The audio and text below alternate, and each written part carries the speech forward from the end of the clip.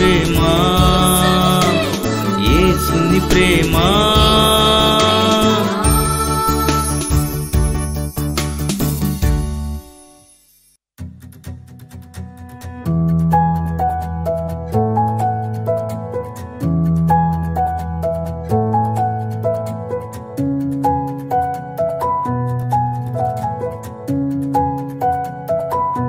స్తుతి నైవేద్యం. దేవునికి స్తోత్రం చెల్లిందాం. ఈ ఒలీవ కాయలను ఆడించి నూనె తీస్తారు. ఈ నూనెను అభిషేక తైలముగా దైవ సేవకుల్ని, యాజకుల్ని అభిషేకించేటప్పుడు, అలాగే రాజులను అభిషేకించేటప్పుడు ఈ తైలపు నూనెనే వాడతారు. అంటే ఒలీవ నూనె దేనికి సాదృశ్యం అంటే పరిశుద్ధతకు. దేవునికి స్తోత్రం చెల్లిందాం. భక్తుడైన దావీదు ఏమంటున్నాడో తెలుసా? నేను నా దేవుని మందిరములో పచ్చని ఒలీవ చెట్టును, అంటే నేను పరిశుద్ధంగా జీవిస్తున్నాను. హల్లెలూయా. ఈరోజున మనం పరిశుద్ధంగా జీవిస్తున్నామా, అపవిత్రంగా జీవిస్తున్నామా? క్రైస్తవులకి అన్యులకి తేడా ఏంటంటే, వాళ్ళు భక్తి చేస్తారు, మనం భక్తి చేస్తాం. కానీ వాళ్ళ భక్తిలో పవిత్రతకంత ప్రాధాన్యత ఉండదు. కానీ మన భక్తిలో ఏముంది తెలుసా? అస్తమాను దేవుడు పాపము పాపము పాపము అని చెప్తూ ఉంటుంటాడు కదా. మొన్న చెప్పారు కదా, చెయ్యమన్నవి చెయ్యకపోతే పాపం, చెయ్యవద్దన్నవి చేస్తే పాపం కదా. చెయ్యవద్దన్నవి చేస్తే పాపం, చెయ్యమన్నవి చెయ్యకపోతే పాపం. దేవుడేమంటాడు? నువ్వు ప్రార్థన చెయ్యి, కానీ ప్రార్థన చేయలేదనుకో ఏం చేస్తున్నావు? పాపం కదా. వాక్యం చదువు, వాక్యం విను, వాక్యంలో ఉండు అంటే అది చెయ్యకపోతే పాపం. సువార్తను ప్రకటించు, రాత్రి విన్నాం, సువార్తను ప్రకటించకపోతే అయ్యో నాకు శ్రమ. సువార్తను ప్రకటించాలి. ఈ రోజున ఎంతమంది ప్రకటిస్తున్నారు? అసలు ఈ రోజున ప్రతి ఒక్కడు సాక్ష్యం చెప్పి సువార్తను ప్రకటిస్తే అసలు మన భారతదేశం ఎప్పుడో మారిపోను. కానీ సువార్తను ప్రకటించరు. భారతదేశంలో ఏముందో తెలుసా అండి? అసలు భారతదేశాన్ని అసలు దూషించకూడదు. ఎందుకంటే భారతదేశంలో చాలా భక్తి ఉంది. భారతదేశంలో ఉన్న భక్తి ఏ దేశంలో కూడా లేదు. అందుకనే మనకి ఎన్నో మంది, కోట్ల మంది దేవుళ్ళు, దేవతలుగా పిలువబడిన వారు ఉన్నారు కదండి. 3 కోటి దేవుళ్ళు కలిగిన దేశం ఇది. అంటే భక్తి ఉంటేనే ఇన్ని దేవుళ్ళు అవుతారా, లేకపోతే భక్తి లేకపోతే అవుతారా? కొన్ని దేశాలు అసలు నాస్తిక దేశాలు, వాళ్ళకి అసలు ఏ గుడి ఉండదు, ఎక్కడ ఎవరిని నమ్మరు. నాస్తిక దేశాలు ప్రపంచంలో. కానీ మన భారతదేశంలో ఎక్కడికి వెళ్ళినా గుళ్ళు, గోపురాలు, ఎక్కడికి వెళ్ళినా పుణ్యక్షేత్రాలు, ఎక్కడికి వెళ్ళినా ఏముంది? భారతదేశ ప్రజల్లో భక్తి ఉంది. అది ఎలాంటి భక్తి అన్నది ప్రక్కన పెడితే భక్తి కలిగిన దేశం ఇది. ఈ భక్తి కలిగిన దేశానికి సువార్త చెప్పేవాళ్ళు ఉంటే చాలామంది భారతదేశ ప్రజలు దేవుణ్ణి నమ్ముకుంటారు. దేవునికి స్తోత్రం చెల్లిందాం. చప్పట్లు కొట్టండి ఒకసారి. కానీ సువార్త చెప్పే క్రైస్తవులు ఈ రోజున కనబడట్లేదు. నిజమైన దేవుని గుణలక్షణాలు చెప్తే, నిజమైన దేవుని గురించి చెప్తే మన దేశం తప్పకుండా మారుతుంది కదా. ముందు మనము ఎలాగుండాలి తెలుసా? సువార్తను ప్రకటించడానికి కూడా మనం పరిశుద్ధంగా జీవించాలి. దేవునికి స్తోత్రం చెల్లిందాం. పరిశుద్ధమైన ఒలీవ నూనె అంటారు. కాబట్టి చాలా ఉన్నాయి. ఈ యొక్క ఒలీవ చెట్టును గూర్చి ఎందుకు చెప్పాడు దావీదు అంటే, ఒలీవ చెట్టు వలె నేను ఎందుకుంటాను అని అన్నాడంటే, ఒలీవ చెట్టులో నూనె ఉంది, అది పరిశుద్ధతకు సాదృశ్యం. క్రైస్తవుడు ఎలా ఉండాలండి?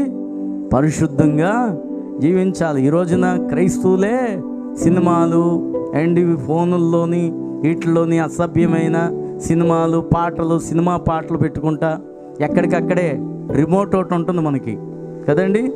ఎవరన్నా వస్తే రక్షణ ఛానల్, ఎవరన్నా రాకపోతే ఇంకొక ఛానల్, మైదారి ఛానల్ కదా. భక్తి వేషాలు వేస్తున్నారు కొంతమంది కదా. పవిత్రంగా ఉండట్లేదు, పరిశుద్ధంగా ఉండట్లేదు, ప్రార్థనా జీవితము ఉండట్లేదు, ఒలీవ చెట్టు వల్లే ఉండట్లేదు. దేవుని మందిరాలకు వస్తున్నారు కానీ బయట వాళ్ళకి కాదు చెప్పడం. అసలు మనం బాగుపడితే దేశము బాగుపడుతుంది, సంఘం బాగుపడితే ప్రజలు బాగుపడతారు కదా. ఆ సమరయుని గాథలో సమరయుడు ఒక దొంగల చేతిలో పడిన వాడిని అక్కడ కట్లు కట్టి ఏం రాస్తాడో తెలుసా? నూనె రాచెను. నూనె, ఏ నూనె రాశాడు అనుకుంటున్నాడు? ఒలీవ నూనె.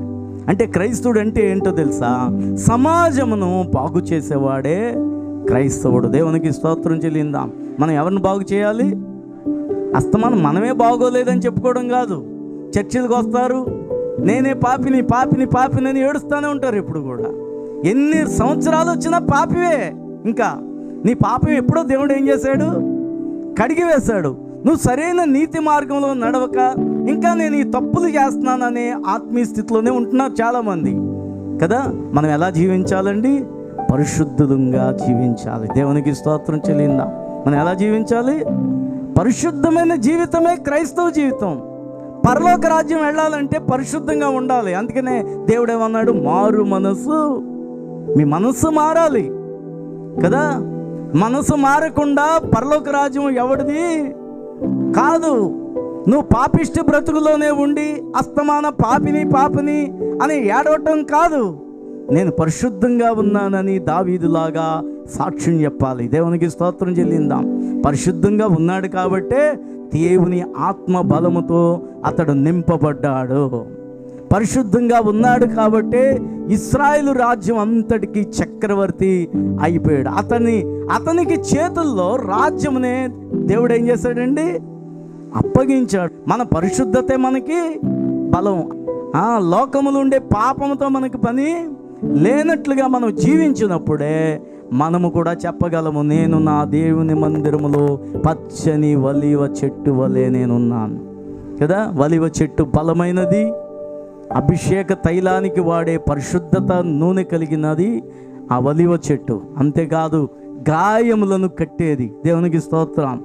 ఏంటి క్రైస్తవుడు అంటే? ఇతరులకి ఏం చేయాలి? నువ్వు గాయములను కట్టాలి. మహాపరిశుద్ధుడు అయిన మా తండ్రి, వాక్యం విన్నారు ప్రభువా. ప్రతి బిడ్డను ప్రతి కుటుంబాన్ని ఆశీర్వదించండి. వారి వారి గృహాలలో శాంతి, సమాధానం, నెమ్మది, దీవెన, ఆశీర్వాదం, ఐశ్వర్యం, ఆరోగ్యం సమస్తమును బిడ్డలకు దయచేయండి. బిడ్డలను ఆశీర్వదించమని యేసు నామమున ప్రార్థన చేయుచున్నాం తండ్రి, ఆమేన్. ఈరోజు పుట్టినరోజు జరుపుకుంటున్న బి కిరణ్ కుమార్, దేవుడు మంచి ఆరోగ్యమును, జ్ఞానమును, అభిషేకమును దేవుడిచ్చి ఇంకా బలముగా అన్ని విషయాల్లో వాడుకున్నాను గాక. ఆత్మీయతలో అన్ని విషయాల్లో వర్ధిల్ల చేయను గాక.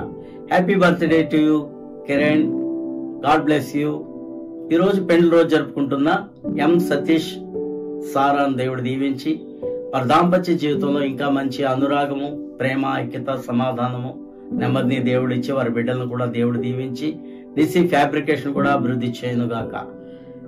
Happy wedding anniversary Satish, Sara. God bless you.